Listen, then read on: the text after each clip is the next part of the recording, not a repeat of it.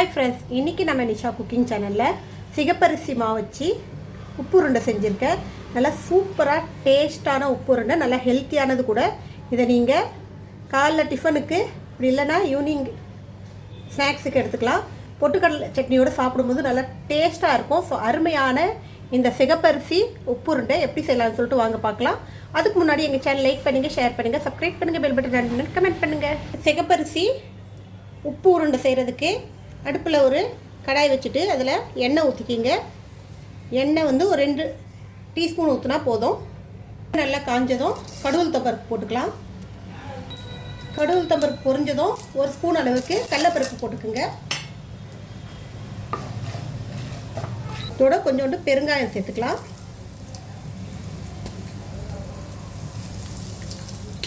இப்போ இதில் பொடியாக நறுக்கின சின்ன வெங்காயம், பொடியாக நறுக்கின இஞ்சி, பச்சை மிளகா, கருவேப்பிலை, இது எல்லாத்தையும் ஒன்றா போட்டுக்கலாம்.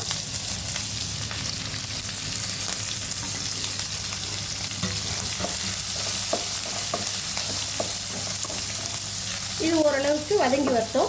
ரொம்ப ப்ரௌன் ஆக தேவையில்லை, சும்மா வதங்கினா போதும். இப்போ நான் இதே இந்த கப்பால் 1 கப் அளவுக்கு மாவு எடுத்தேன். அதே கப்பால் 2 கப் அளவுக்கு தண்ணி ஊற்ற போகிறேன்.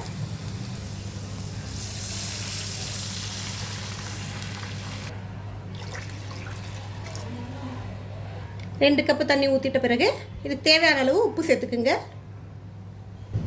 இதை க்ளோஸ் பண்ணி விட்டுருங்க. கொஞ்சம் தண்ணி கொதித்து வரட்டும். தண்ணி நல்லா கொதிச்சிருச்சு. இப்போ இந்த ஸ்டேஜில் 1 ஸ்பூன் அளவுக்கு நெய் ஊற்றிக்கலாம். நம்ம சாப்பிடும்போது நெய் வாசனையோடு நல்லாயிருக்கும்.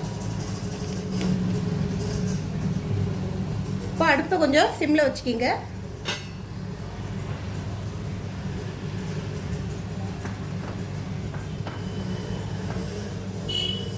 இந்த சிகப்பரிசி மாவை நம்ம கொஞ்சம் கொஞ்சமாக இதில் போட்டு கிளற ஆரம்பிச்சிடலாம்.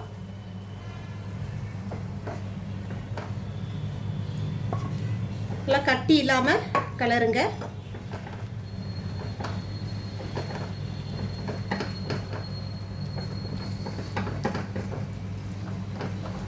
நல்ல சத்தான உணவு. காலையில் டிஃபனுக்கு டக்குன்னு செஞ்சு கொடுத்துலாம். இப்போ ஈவினிங்கு ஸ்நாக்ஸுக்கு கூட செஞ்சு கொடுக்கலாம்.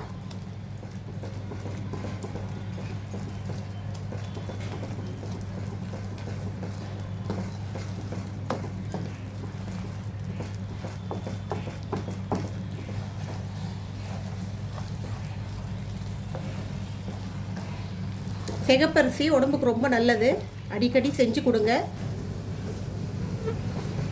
இப்போ இது அப்படியே ஒரு 10 நிமிஷம் மூடி வச்சிடலாம். நல்லா ஆறி வரட்டும். இப்போதைக்கு நமக்கு இந்த மாவு ஆறுனதும் இந்த மாதிரி ஒரு இட்லி தட்டு எடுத்துக்கோங்க. அதில் கொஞ்சம் நெய் வந்து நல்லா ஸ்ப்ரெட் பண்ணி விட்ருங்க. நெய் இல்லாட்டி எண்ணெய் கூட ஸ்ப்ரெட் பண்ணலாம்.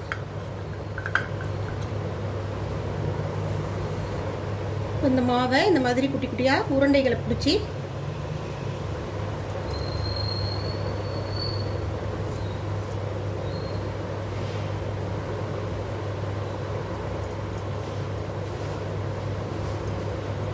இந்த இட்லி தட்டில் வச்சுக்கலாம்.